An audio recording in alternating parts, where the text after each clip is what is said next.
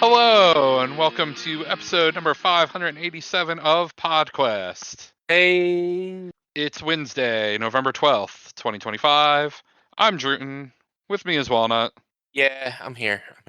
Cobb's out sick this week because weather in Jersey has gone from the 50s to 70s to 40s in 4 days, and Yeah, I finally turned on my heater. that shit. Yeah, it was fucking cold yesterday. Yeah, it was yesterday. I woke up yesterday, and so in general, I don't like my heater running when I'm asleep.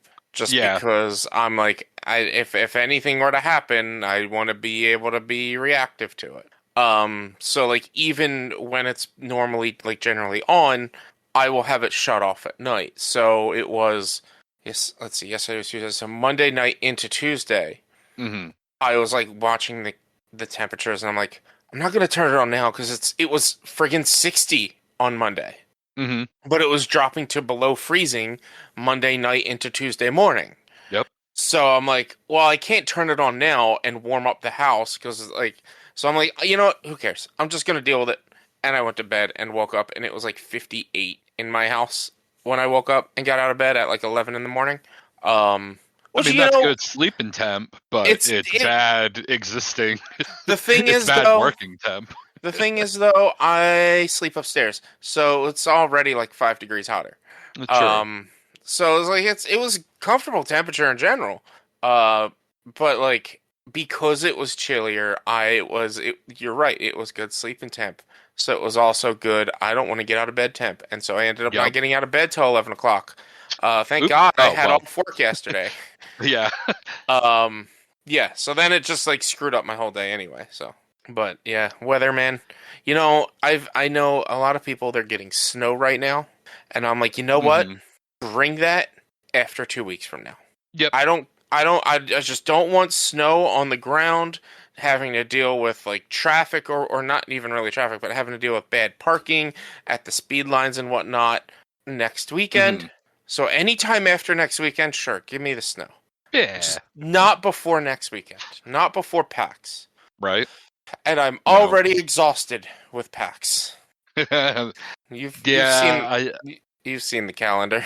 I keep I haven't gone myself back and busy. looked at it Uh, in the last s- day or two, but I know so I have a I've lot got more emails that I'm like, do I want to schedule anything with these people? I probably already have them scheduled.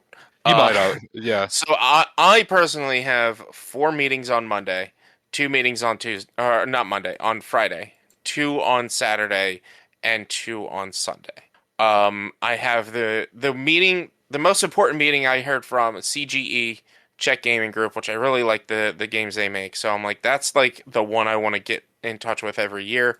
Okay. And the company Gamey, who did that Space Invaders game, Oh, okay. they won't be there this year. I Oh, actually boo. reached out to them. I was like, hey, I've seen you the past 2 years. I was just wondering if you guys are going to be there, if you're going to have anything new, anything exciting. Like, no, we're not going to be there this year, but have a great show. And I was like, absolutely, no problem.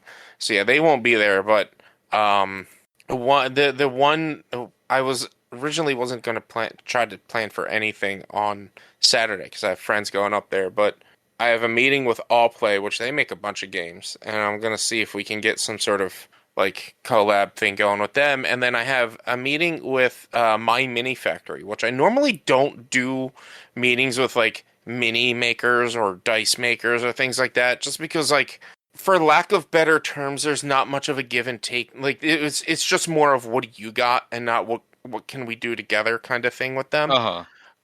But the people over at My Mini Factory, they have this whole Soulcrafted initiative, which is trying to fight AI use in stealing art and things like that. So I'm like Right.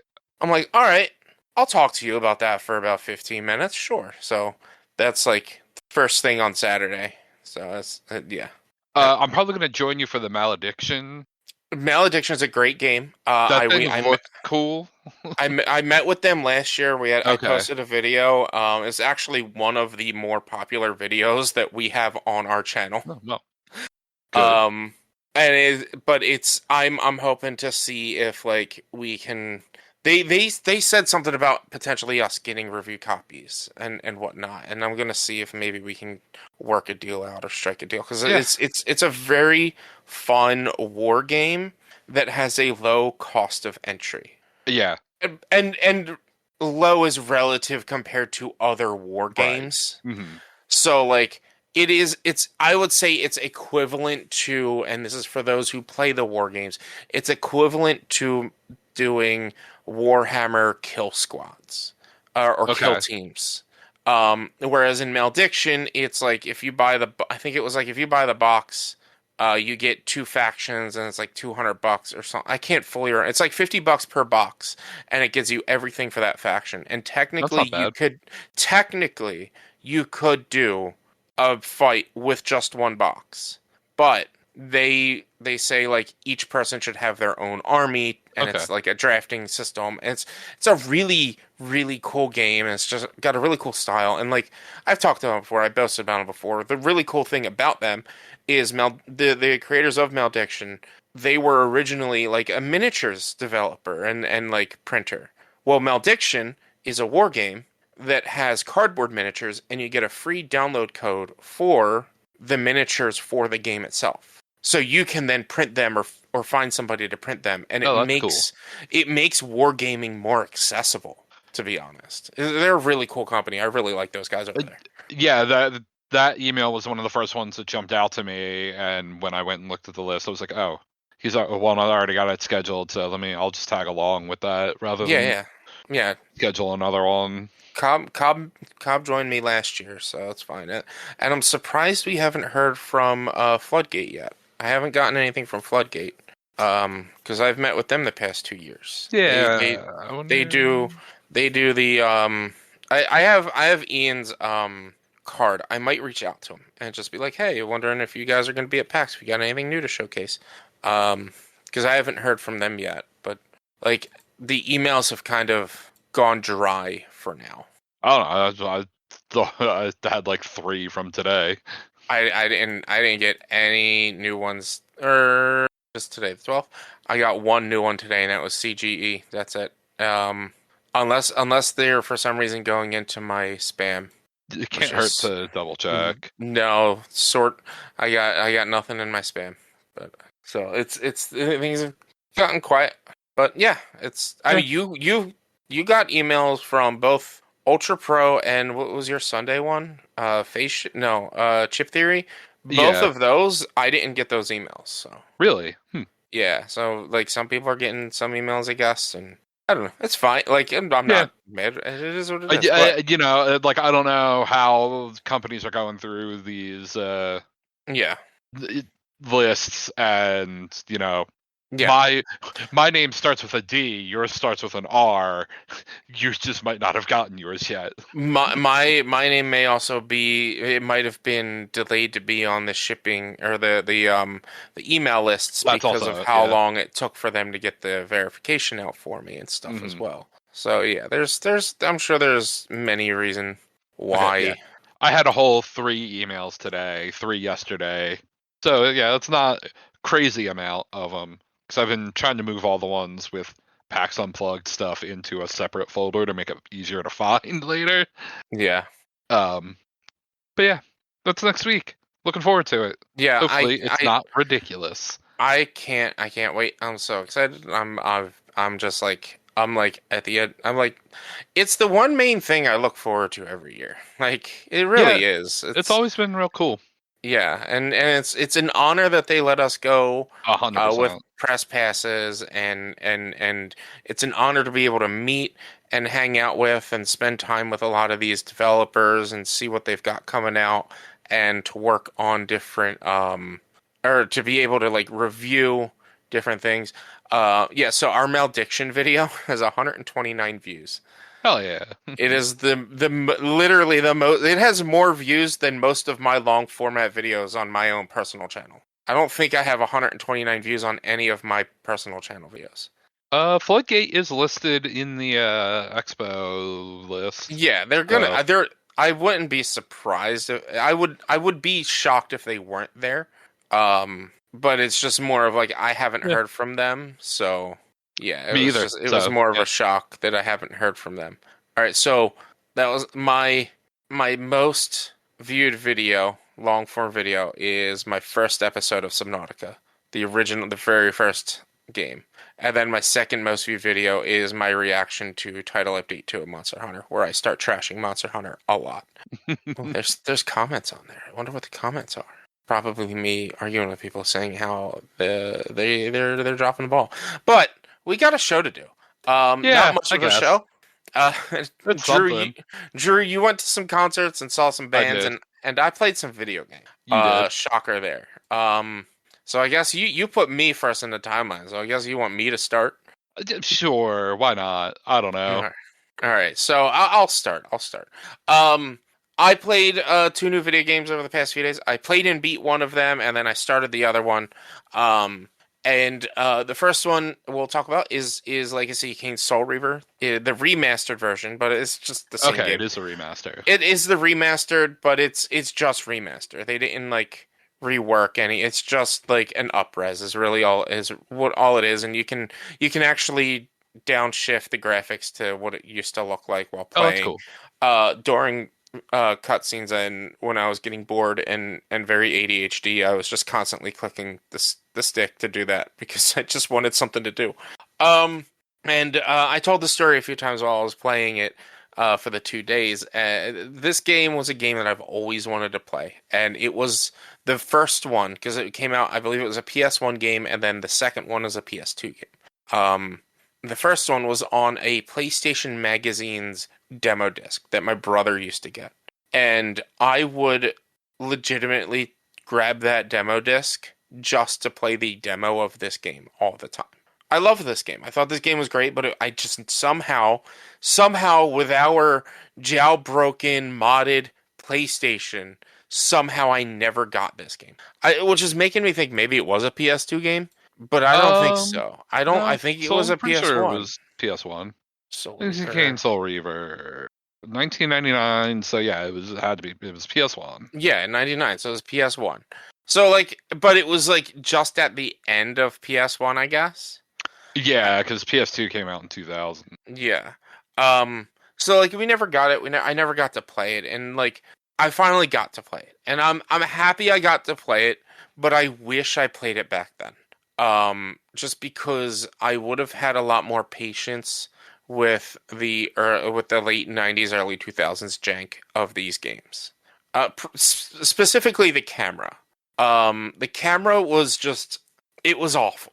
Because it's behind the characters, third person behind the character, Raziel, and like you can turn the camera and look around, but the second you move, it snaps the camera back to behind him, or it circles the camera back. And so, like, if you're trying to look around while moving, you have to fight with the stick. You can't just focus in. Yeah. It's it's it's it's it's early gaming camera jank.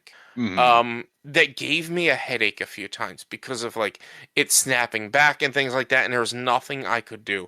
It was also like he takes up a quarter of the screen. Like he's in the middle of the screen, but he takes up a lot of space of the screen. You couldn't zoom it back or anything like that, which I would have figured, in an up-resed version, you probably should have been able to like adjust the screens, adjust like the camera distance and stuff a little bit to make it more comfortable. But no, you couldn't do anything like that.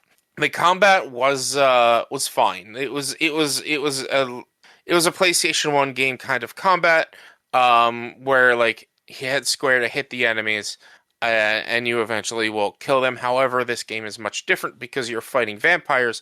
You can knock them out, but the only way to kill them is to either get them in sunlight, throw them in water, or impale them, or burn them. And so, like, throughout all the levels are weapons that you can grab, or spike walls that you can throw enemies into, or fire pits. So, like, you have to beat them up and grab them and throw them.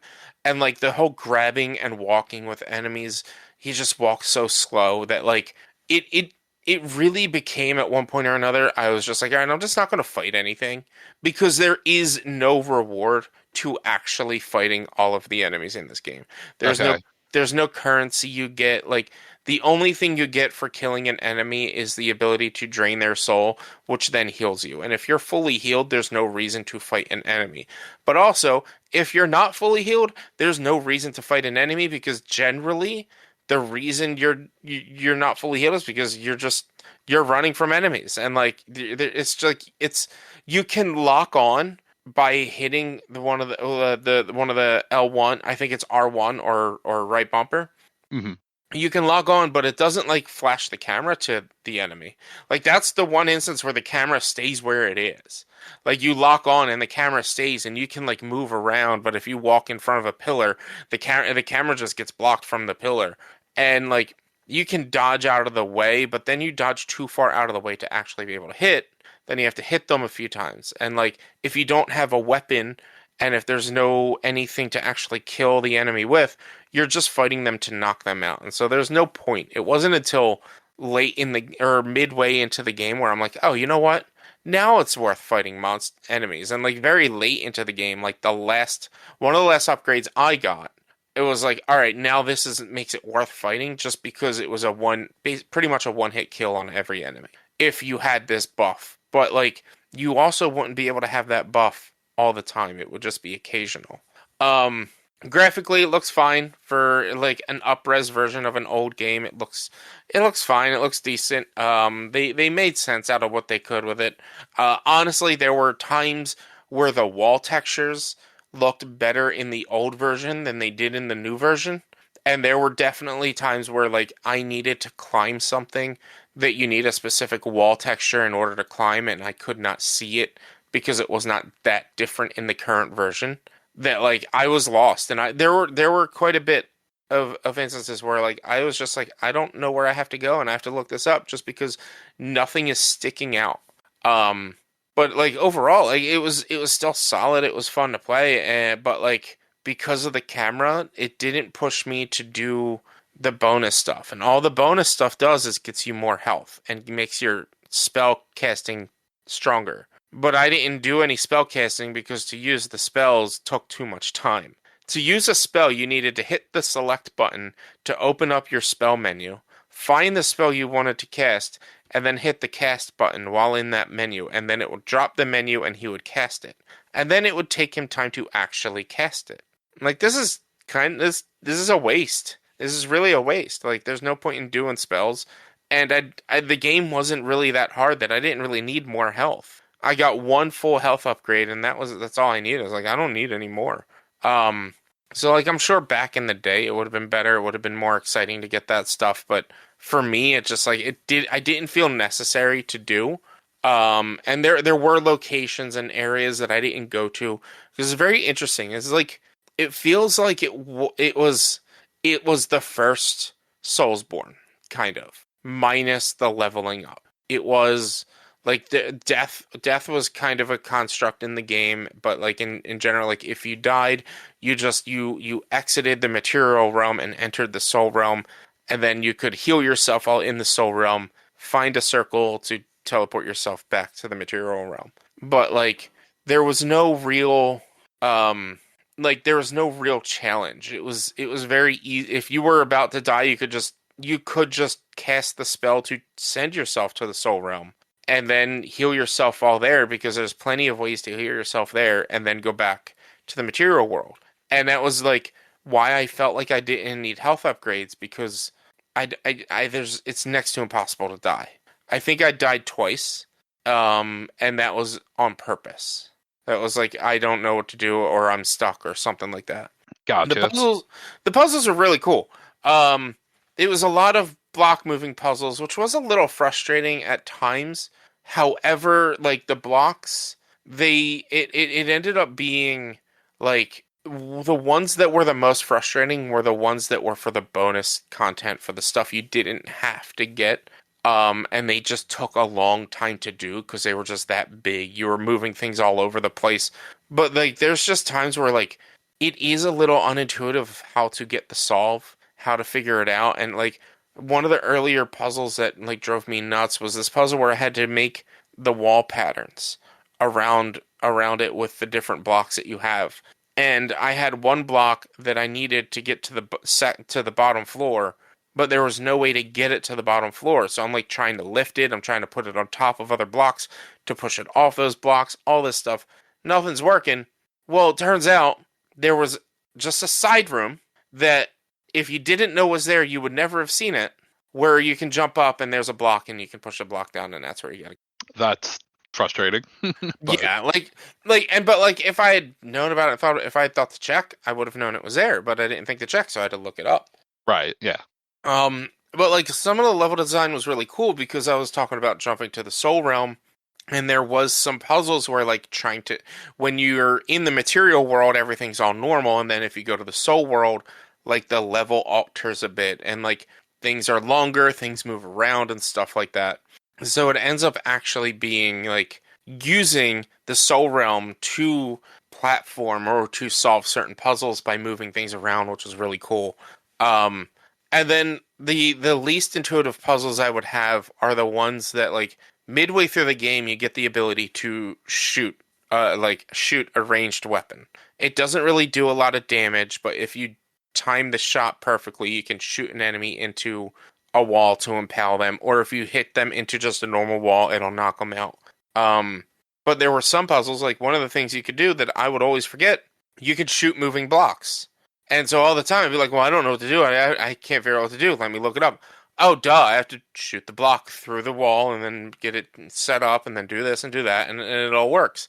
There was one point where I thought I locked myself out of being able to solve a puzzle, and there's no way to reset the puzzle. So I save and restart, and I didn't realize that saving saves everything in the world. Oh no. So I save, and then when you reload into the game, you reload in the starting room of the game. So I have to run my way all the way back to where I was, which luckily there's like fast travel and stuff, so it wasn't that long, but it's still a bit of a pain.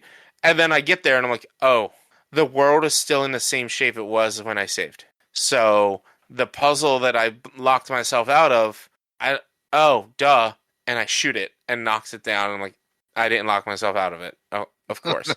I had the game crash on me once, fighting a boss, which was frustrating because I hadn't saved. Since this was after the time I saved, thinking that the saving and restarting would get me there to reset the puzzle, that save, and then about a half hour later is when I got to the boss, and I lost all that progress when it crashed, but it only took me 3 minutes to get back there because I knew all the puzzle solves from that point on. That's good at least.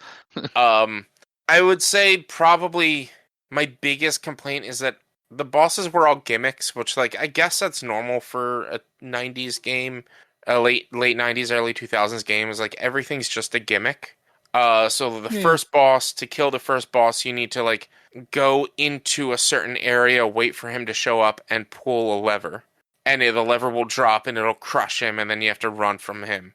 And you have to do that 3 times. And then the second boss, you didn't have to, you could knock out all of his arms. And if you knock out all of his arms, all he then has is the ability to shoot eggs out of his belly button. And what you had to do was grab the egg from his belly button, go to the back of the room where there was fire, light the thing on fire, and then throw it at him. Which was like, all right, that's kind of annoying. Like, it took me so long to figure that out. The worst boss, and this is probably when like I started to not really enjoy the game, was the water temple, because everyone fucking hates the water temple. You cannot enter water in the game without entering the spirit realm, because you're part vampire, or you're a soul reaver, or you're a soul reaper, but like you come from vampires, and vampires can't go into water in this realm. So there's a whole temple that you have to deal with, like jumping in and out of water and going into the spirit realm, where there was a boss that you have to platform yourself from inside the water up to the top of this area that's just a bunch of pillars.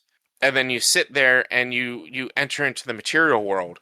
And then it's a boss that's sitting in the water and you have pillars you have to jump to. Well, it's a late 90s platforming. It's not that good. It's janky, since the camera also sucks and the analog stick controls are very slippery. It's just not that great. and like I don't know how to kill it. I have the ability to shoot, and I'm like shooting the boss, and that's not working. I end up having to look it up, and there's windows all around the room that you have to shoot out with your shooting ability. And when you shoot out all the windows, it the light comes in and it burns the boss. And I'm like, this like that was not like when they incorporated the shooting, they did say like, oh, you could interact with environmental things, but nowhere would I ever have thought, hey, let's shoot that window. It didn't really stick out to me to shoot it. And then like I didn't know that it was to shoot all of the windows, so I tried shooting certain ones that the monster like tried shooting the one that I was standing on where the monster would jump on and grab me, Uh-huh. thinking, okay, that's what's going to happen. I have to shoot this and stand here and then jump by the time he comes to grab me. No, it just had to shoot them all. And then you get the ability to swim and you don't have to go to the spirit world, but swimming is kind of a pain in the ass as well in that game. Um, but like, and then the next boss was the enemy was indestructible, and you find him, and he's got he's been impaled by a bunch of spears, and um you have to pull the spears out, which awaken him, and then you have to lead him into a room. You have to lead him throughout the dungeon into a room, but you can't run too far away, and you have to make sure he doesn't get stuck, or else he resets. And you get into a certain room and you have to activate that certain room. And once you activate it, he just, no matter where he was in the room, as soon as you activate the second switch in that room, he automatically is just in the middle of the room and he gets exploded. I'm like, well, that's kind of boring. Like, it was just a gimmick. And then the final boss, which is Kain, he shoots a lightning bolt at you, which takes out like half your health, but he teleports throughout the room as he does it. And so it's all timing. It's all a matter of can I get to him and find him fast enough to kill him? And like I said, if he knocks you down to death, you just enter the spirit realm, heal yourself, re-enter the main world, and you're back. Like it's not like dying was a detriment. Dying it was the game just felt a little too easy, but also like again, late 90s games, they weren't made to be they weren't like today's gaming where like difficulty is something people want. Um Hmm. but story-wise it was fine. It was interesting. Like you are a vampire spawn of Kain from Blood Omen, um who is like the vampire lord, and you evolve to grow wings before he did, so he's jealous, so he rips your wings off and throws you into the soul pool, and you are then in there for like a couple hundred years, and you become the soul reaver, which you eat off of souls of the living and the undead, and you're out for revenge. But it turns out that like Kain knew this was coming and was like he found the like you end up going to the Temple of Time basically at the end of it, and Kain foresaw everything that you basically everything you did up to that point already. Like that's why he did what he did to you, because like he needed your power or something like that to do a thing to go to the past. So that the game ends with you going and following Kain to the past, and then the sequel. Then like you're chasing after Kain in the past, I guess. I don't know. I haven't played it yet, but it was good. It was fun. I'm happy I finally played it. I wish I enjoyed it more. I wish it didn't have as much like 90s 2000s camera jank that really like took me out of it. That and just the water temple sucked. And that like I got through the water temple and it took me like an hour and a half, and I was like we're going to beat the game today because I just don't want to play this game anymore. We're just going to beat it. Because like that boss sucked, and having there was a sequence in the water temple, and I was so mad about this. It was platforming, and you had to jump across like a large pool of water, and you had to land on like pillars that were just big enough to hold you and maybe take a step. And if you missed time that jump, if you miss hit that pillar, you fell in the water, you'd have to reset all the way back at the beginning. But you'd go into the spirit realm while doing that, so you'd have to heal yourself, then reset at the beginning of that platforming sequence. I finally get across that sequence. I go into a room. I'm checking things out. I find a path to go. I go that path, and it ends up taking me to the beginning of the whole temple. And there was no way to get back through that path that I just found myself in. So I had to then redo the whole dungeon again. which meant I had to do this stupid platforming jump again. And I was so mad about it. It was frustrating. Like it was just late 90s platforming jank is just not that great, man. Not that Yeah, great. the early 3D platforming was incredibly hit or miss. Yeah. Yeah, that was always like when it came to game reviews back in like the 90s, late 90s, like that was always part of the reviews was like the camera work and the platforming, like how ridiculous or how dumb was the platforming, or like maybe less platforming, more control scheme. Whereas like that's not really as far as I know, I don't read a lot of reviews, but there's not really a lot around anymore where like there's problems with cameras or there's problems with control schemes or there's problems with like sort of drift in the character's movements, but it's not like drift because your controller's broken. It's just how the controls work. Like it's just all that early programming that just didn't work well that like just works now. And Yeah, like yeah, games, like you said, most things have kind of been figured out to a point. yeah. Games that get these remasters could use a little bit of like, tweaking in the programming, but the person who programmed this game 25 years ago doesn't work in the game industry anymore and or 20 years ago uh doesn't work in the game industry anymore, or if he does, he doesn't work for the company that's doing this. So like they're not going to know the code, and if they're going to try to recode it, they're going to have to recode it from ground up. So Hmm. it's just easier to be like, here's what the game was and it looks prettier now. And that's what they did with Oblivion as well. Like they just like look, it's just we just made it look good. Really, all it is. But yeah, it was nice to finally play that game. The other game I played, finally after so long, was Expedition 33, Clair Obscur Expedition 33. Cobb has talked about this a little bit, not too much. Um, I don't know how far he is. I don't know how long he played. He probably hasn't touched it since, because he never beats a game. Um, but I'm only about 5.5, 6 hours in. I'm just in chapter one, and it is incredible.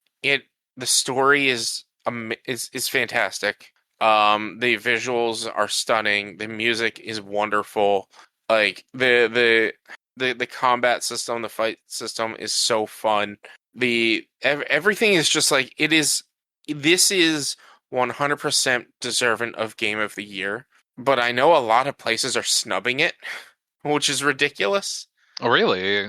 Yeah, I've seen like Game Awards have not announced their list yet. At least as of yesterday when I was looking. They're supposed to announce it soon, sometime in November is what they said. But from what I've seen, like a lot of places have snubbed Clair Obscur Expedition 33 for being on their list, and I don't know what. Like so, I've even seen um Doom Dark Ages on there and not Expedition 33. Which I'm like, that doesn't make sense. That doesn't make sense at all. Uh, Yeah, I mean, I haven't seen anywhere's like Game of the Year type stuff at It's all, honestly. So, if I could remember where it was that I saw it that was like that like didn't have Expedition 33 as Game of the Year, I would shout them out. Um, but I don't know.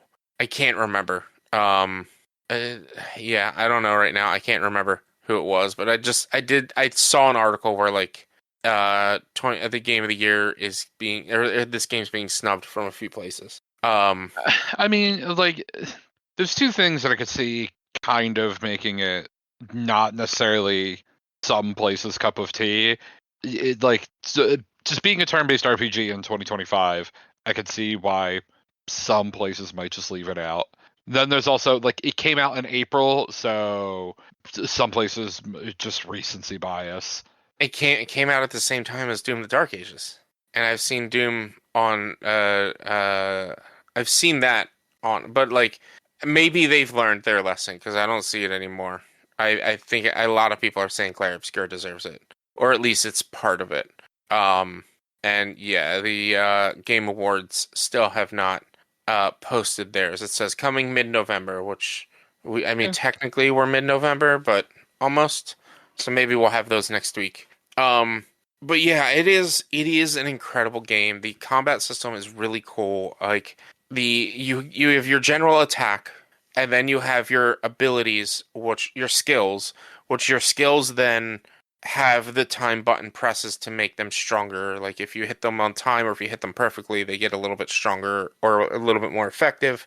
And then you then have your free shoot is what they call it, where each character has like just a general ranged attack.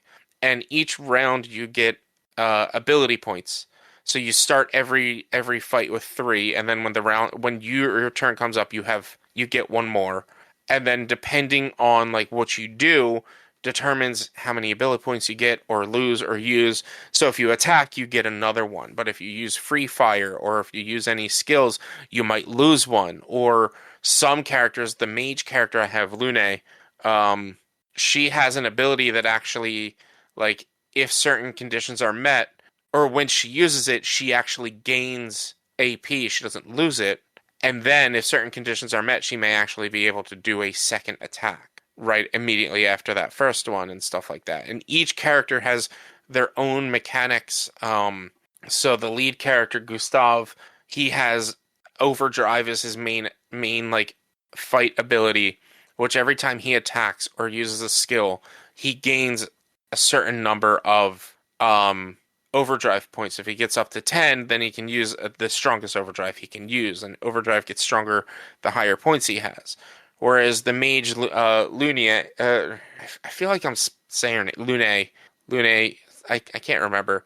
Um, as she casts abilities with different elements, she actually stocks that element in her weapon. She can stock up to 4 elements, and based on what she's stocking, will then potentially increase the damage. Or, for instance, if she can stock 2 green elements, her healing is free. It doesn't cost any AP to do. Cool. Or yeah, and stuff like that. And then the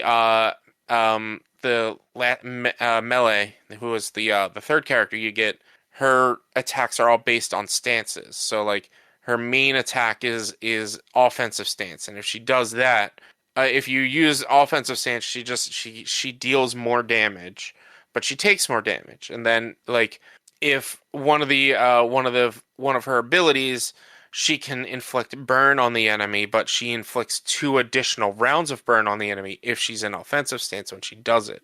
One of her other abilities alters her stance to a different stance if it's used on a burnt enemy and stuff like that. So like each character has their own mechanics and own unique like way to play. And then the weapons themselves have skill scaling on them as well. So like if you have a really strong weapon and it has a B rank in vitality, then if you increase vitality, it's also going to potentially increase your damage or your defense or your speed or whatever else in other stats when using that weapon. So like unfortunately, you can't re-roll between every weapon, your ability score, and there are a finite number of re-roll items. But like when you get to the end of the game and you're ready to min-max with whatever weapon you want to use you think is the best, you can then re-roll all your stats and allocate it appropriately to whichever skills are the best for that weapon, which is really cool. Each character's weapons have like different abilities, and they also level up. So they pretty much naturally level up kind of until up to level 2 and 3, and then from 3 or up to level 2, and then to level them up from 3 or 4 or higher, you need to use items. And leveling them up will increase their skill scaling reward or numbers, as well as potentially give you better skills. So like the mage user, if you can get a weapon up to like a lightning weapon up to level 20, your fire skills cost less AP to use, because generally if you're using a lightning ability and you stock up some fire skills, your lightning ability will then be stronger because you stocked up that fire. Or like same with if you're using a fire weapon and you stock up if it makes ice abilities less AP to use, because if you stock up ice, it makes your fire stronger. It's a Oh, really cool system. Like that is cool. the whole range of how this system works is really cool. The whole combat system. Um, and then like yeah, Cobb went into it a little bit. There's parrying, there's dodging, and then there's jumping that you can do in combat. And each enemy has like different attack patterns, and like it'll say what the enemy's doing, and that generally teaches you like it'll say like this one's doing a reckless attack, and then that teaches you like, oh, this attack is unparryable, so let's not try to parry it, let's just dodge it. Or it's doing a ground pound, and so then it's like, all right, well, let's jump then. If we jump at the right time, we can then all counter.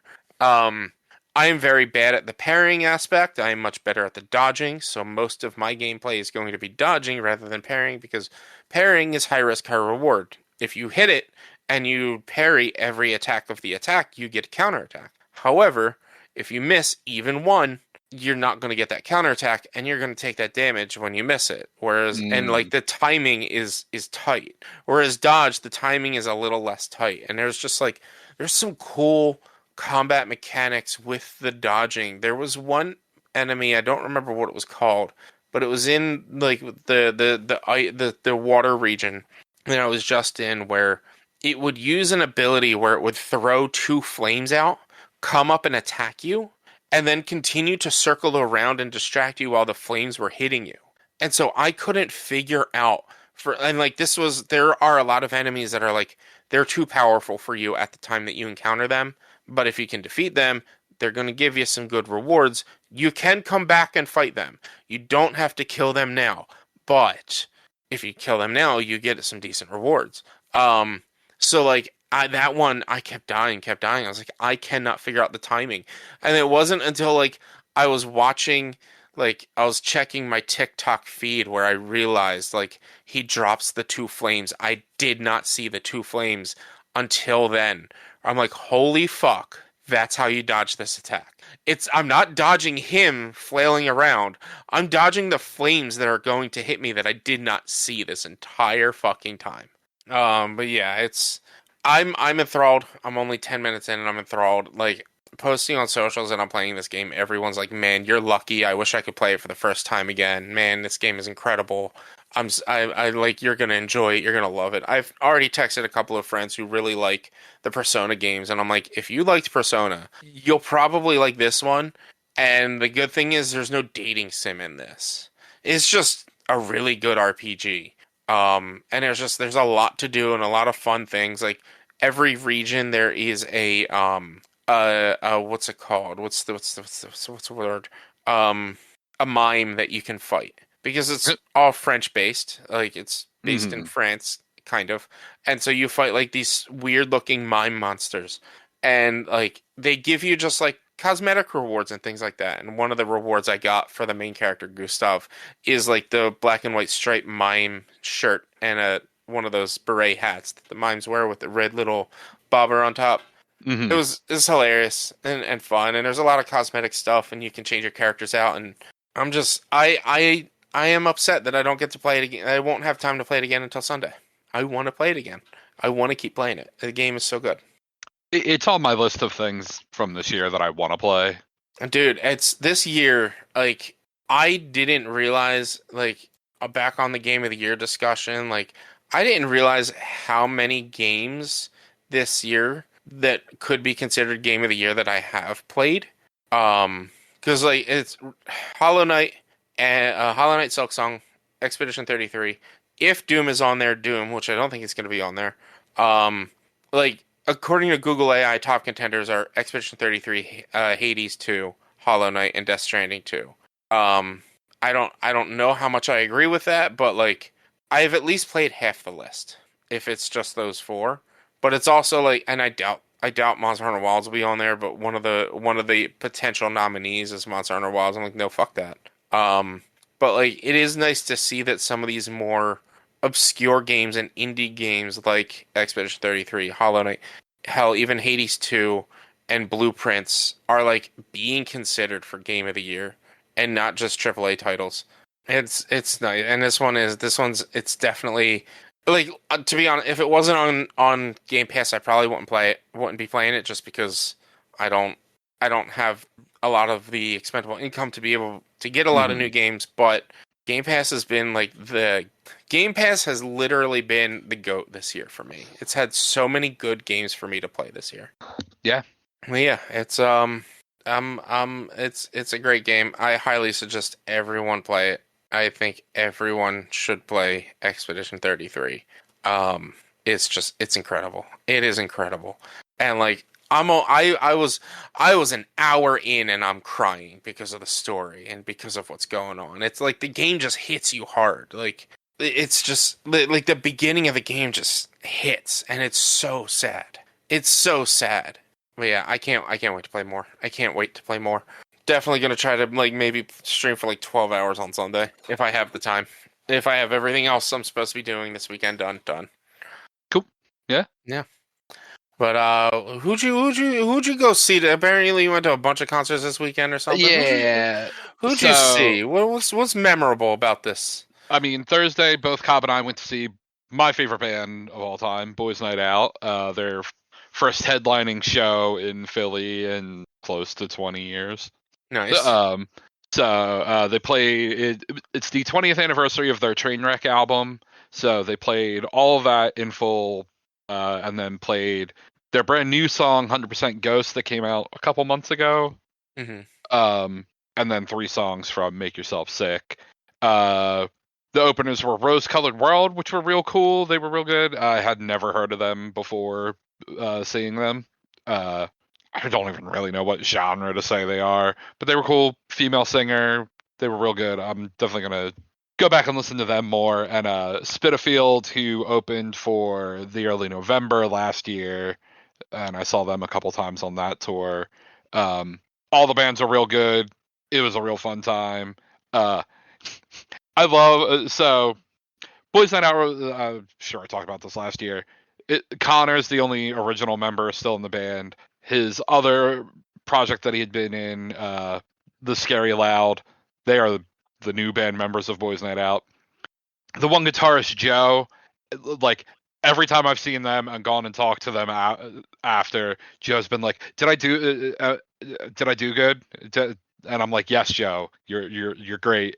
You're very, very good. I could not ask for more from you." He's like, "Oh, thank you." Nice. He's like, "Your opinion means a lot to me," and I'm like, "I appreciate that. That's ridiculous that I mean that they care that much." And like, it's just been great to have Boys Night Out back. I've seen them 5 times now in the last just over a year. So nice. Then Saturday was Hot Mulligan. Who were all the bands that opened for them? I'm gonna have to actually look it up. I remember the band that played. There were 3 openers. The band that played before Hot Mulligan was Drug Church, which I did not like that much. I don't know. Their set just didn't really connect with me. Mm-hmm.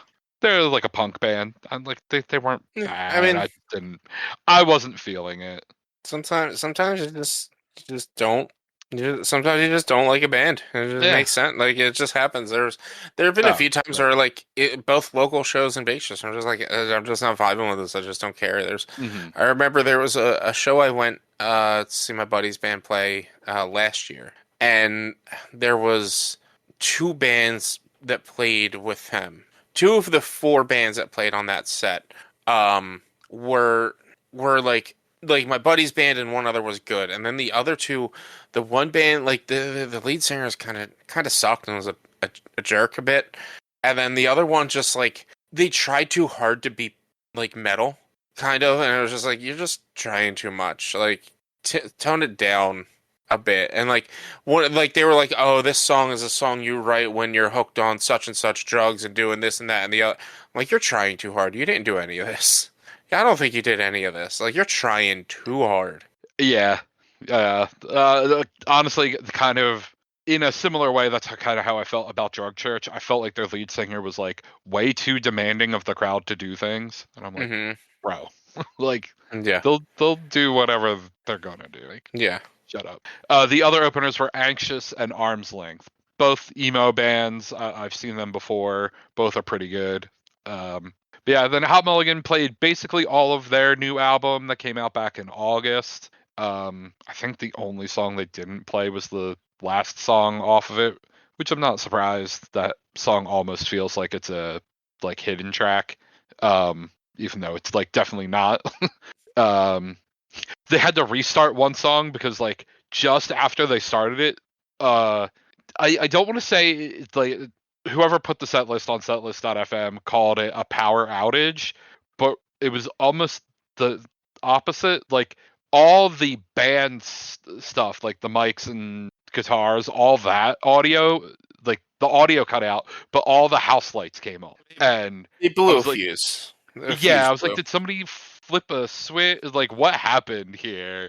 That like the the mixer went out, but the lights immediately turned themselves on Hmm. because it wasn't like I went to see Last Podcast on the Left a few years ago, or well, I guess technically this time tried to because we were in the venue. It was at the Met, and that had a power outage.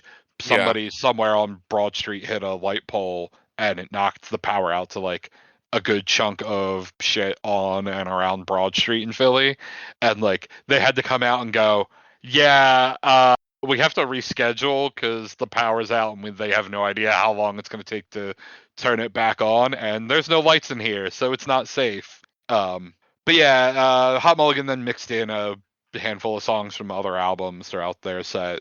Their set was amazing. Nice. I love that band. They're real good.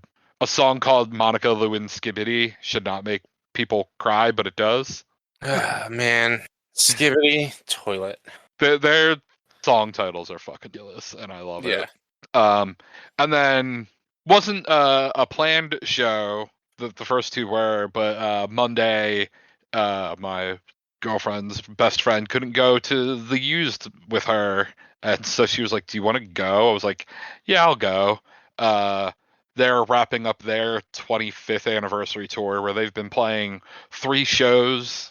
They'll go to a city, play 3 shows. It's usually like, I forget if it's always like night one, night two, day off, night three, or if it's alternated around what. There's always been an off day in between, I'm pretty sure. But so this was night one of the 3 in Philly, so they were playing their self-titled album, their first album, which is probably my favorite Used album. It's definitely the one I know the most songs off of.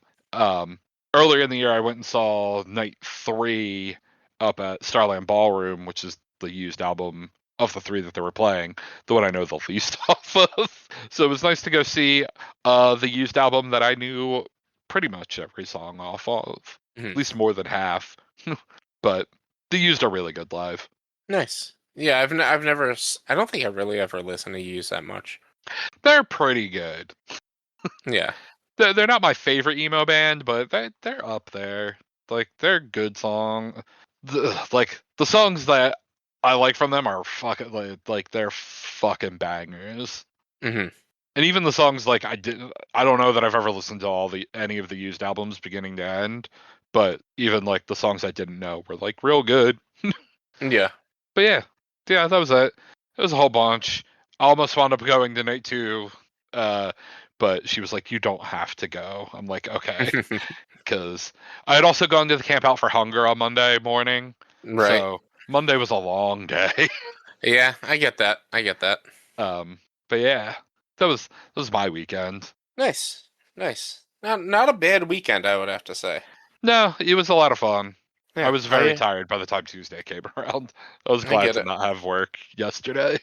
Oh yeah, it's been just a long few weeks for me as well. So I totally get that. Like sleeping in till 11 o'clock yesterday felt nice, but like I literally every weekend I sleep in till like 10, 11 o'clock every Saturday and Sunday. So I'm like, I need to stop doing this because I have stuff I want to do that then I don't do because I sleep until 11 and I'm like, well, it's too late now. Let's just not do it, and it sucks. Mm-hmm. Yeah. But yeah, I get it. It's a time of year where things are just like it takes a lot more to get stuff done. I dig it. Yeah. Yeah. But yeah, I think you got anything else other than that? You got anything else to share I don't about? really got anything else. I mean, No. Valve have announced a bunch of new hardware coming out next year, but I didn't really have enough time to like look into that because like Eh, shit literally got announced today, or at least like Well, yeah, I guess it got announced today, and then people's embargoes that got to see stuff. So, Yeah. like, literally, I saw videos got put up like 5 p.m. Hmm. I was like, oh shit, look at this. They got a new headset, a new Steam machine. Like, we're Yeah, trying that, whatever. John, again. No, we don't need. I don't need to talk about. I don't care about software. I don't care about what. I just want to know what games are coming out. Yeah, As lame as that may sound, I'm just like Steam. Oh, great. Valve software, cool. Where's my Half-Life? Where's Half-Life fucking 3? Come on now. it'll be on. It's a VR game on the new headset only. Probably. Probably. Where's Portal 3? Where's just anything?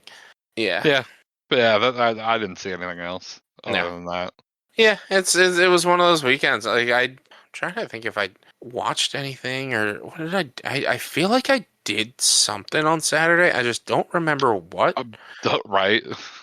No, like I didn't do anything on Saturday. It's just been it was just one of those weekends where it was just like I just need the weekend for myself, and I kind of hate that I did that and screw it up because now I have to spend all weekend making sure I have like everything I need to get done before PAX, and because then next weekend I'm not going to be able to do anything that I'm going to want to do, and luckily I've got off Thursday through Monday of PAX. So like I've got Nice. that time. Yeah, I even after, and it sucks to say this because I'm not getting the time back. I put off Thursday through Monday of PAX and Thursday through Monday of Cookie Day, and I still have 5 days left to use for the year, and I just don't have any use for it, and I'm just gonna lose it, which sucks. Um, Just fucking take days. I need Just to. do it. I want to, but also at the same time, like I'm currently in an instance of unlimited overtime, and I could definitely use the overtime and the extra money. So using this time then That's like fair. takes away from the overtime, but but it Schedule it sucks for like because the like right after Christmas. that's already booked. Oh well. Got people Um. already booked out for that. Yeah, I'm out of luck is really what it is because but like even the thing that sucks most is this week I had 1 day off. Next week I have 2 days off. The week after that I have 1 day off. The week after that I have a full week, and then the week after that I have 2 weeks off. The week after that I have 1 day off, and then the week after that is like almost Christmas time or something. So like I don't really have a lot of full overtime opportunity, I was but gonna to about to say, yeah. but to still be able to get that extra five, Y- 6 hours a week still is yeah. going to add, it's not going to add up as much, but it's still going to add up.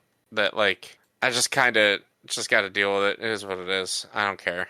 It's not like I'd be doing anything, but it's just now just trying to figure out my schedule for PAX and what I want to do at PAX. If there's anything I want to do outside of meetings and walking the show floor, Mhm. um, which is just like I've never really done a lot of panels, and I see Jacques the Whipper is going to be there, and I'm like, I kind of want to go see his show. Oh, is he doing a panel? I did see he got He's added. I forgot to like look at he's the schedule and see. he's doing a show. He's Oh doing a fuck Jacques yeah. the Whipper show, I Oh. believe, at Grand Ballroom A from 1 to 2. So like I'm gonna probably go to that. However, I have a meeting from 12 to probably 12:30, and then I have a meeting from 2 to 2:30. So like I'll have to run right from that meeting to the show and then leave the show early, which is fine. I'll still be able to get to see most of it. He's also doing an actual play on Sunday. Right. Um, Yeah, I did see he was on that. yeah, he's playing Daggerheart with the Dungeon Dudes. But yeah, there's just like I've never done any of like the convention-y things at this convention, so I do want to try to like get to stuff and see who's doing stuff and like maybe potentially try to meet the people that I'm like fans of too, like Iffy, Abria, Spencer Stark, Mercer, which I doubt I'm gonna be able to do any sort of meet with Mercer because like I don't want to get, to be honest, I'll be 100% honest, the last thing I want is to pay for or get an autograph session. I want to like Yeah. run into these people in the wild and be like, "Oh my God, you're so and so. I love you. I'm a fan of you. Can I get a picture? How you doing?" And chat them up and be like, "All right, have a great day. It was very nice meeting you," and walk away. I don't want an autograph session. I don't Hmm. like it, and Uh. I think autograph sessions are disingenuous in general. Yeah, I mean, I feel you. I also like I don't like blame them for doing them, and No, it it's is a good way for like a lot of people to yeah, like a it coordinated way to get a lot of people in to at least be able to say hi and move on. yeah, I'm with you on. like I'm not interested in it's standing in that line or whatever. yeah, and that's like I don't want it to sound like I'm bashing anybody who does an autograph session or anybody who attends an autograph session. That is your prerogative, that is your thing. It's just for me, I don't have anything to do with that autograph. Mhm. That's the other thing. Right. Like, yeah, I'm gonna queue up for this autograph session or pay for it or whatever, and I'm gonna get this person to sign this thing. And let's be 100% honest here. In 30 years, most of these people aren't gonna be worth shit for an autograph, and whatever you can get them to autograph isn't going to be worth anything anyway. So like, yes, it'd be a story to tell, like yes, but like going to your friends and saying, "Hey, I got an autograph from Ginny D at PAX." Like Ginny D is great. She makes awesome content. She's an awesome D&D variety streamer or Mhm. creator. Like she's a great cosplayer and everything. She's awesome. She's funny. But like if I go to my friends who aren't in this general circle and say, "Hey, check out this Ginny D autograph I got," they're just gonna look at me Right. like, "What?" Like, it's like, "Oh yeah, they're a YouTuber and D&D creator," and it's like, yeah. So it's just like it's something like your wife got to run into a Bria just on the show floor Yeah, last year. but I was about to say that. Like, Like that's like an interaction I would love a lot more, is to just be walking the show floor. And like I could have done that, and this is like this is like 3 years ago, 4 years ago, this is early in our time going to PAX. I saw Ginny D just on the show floor. I could have just walked up to her and been like, "Oh hey, I like your content, can we get a picture?"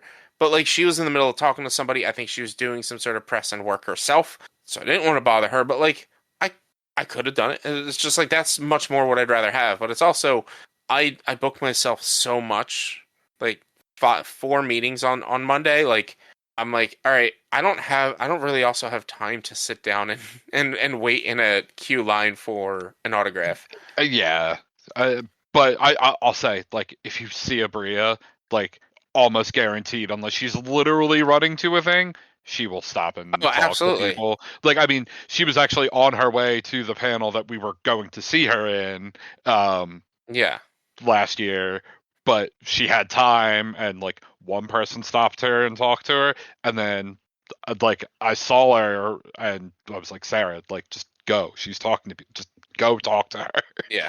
And she stopped and talked to basically everyone who wanted to. So Yeah, it's these influencers. I would call them more influencers over anything else. These form of influencers, they're going to be so happy to talk to anybody that's fans of theirs.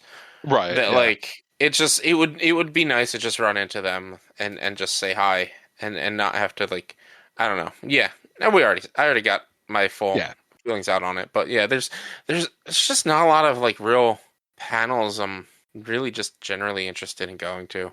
Yeah, some of the ones that they had done in the past that I liked, they haven't done recently. So I'm like, I don't know if I'm gonna really go to any.